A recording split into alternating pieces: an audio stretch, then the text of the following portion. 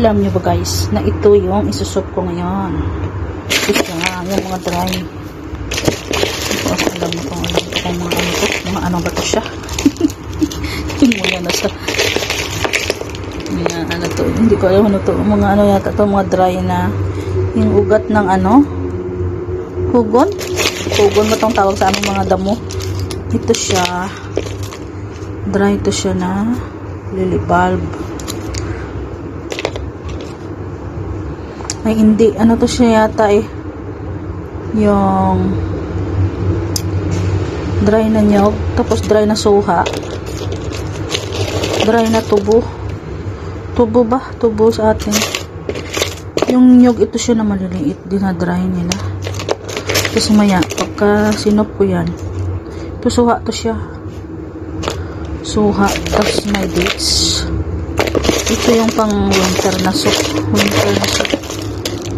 Tapos may fresh, medyo fresh na dates, tapos may dried na dates, tapos ito, hindi ko alam ano to siya, yung parang dried din na figs. Yan, so guys, ang isusop ko ngayon. Tapos alam niyo ba kung ano yung halo ko dyan? Is ito, pagka inuubo daw yung mga Chinese, ito daw maganda sa kanila, pigeon. Tapos haluan ko ito mamaya ng pork. Yung pork na ito daw, bagay daw ito sa winter, pigeon, at saka itong mga dried na ito kasi dadami ito mamaya pagka napakuluan, kasi mag-expand siya. Ay, may lily bulb pa pala, lily bulb ito siya, lily bulb ito siya, lily bulb yan. Tapos yung puti is nyog to siya guys, na dry, maliliit yung Thailand nyog na ano, Thailand na buko. Ito yung maliliit, yun yung ano, ugat ng kogon grass.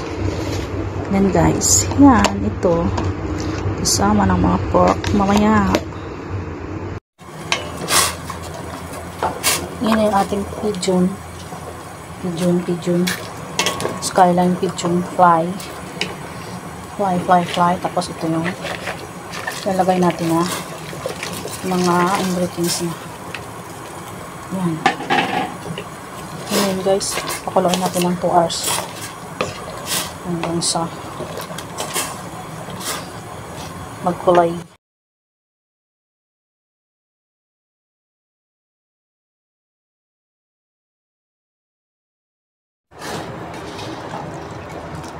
Ito na yung ating soup guys.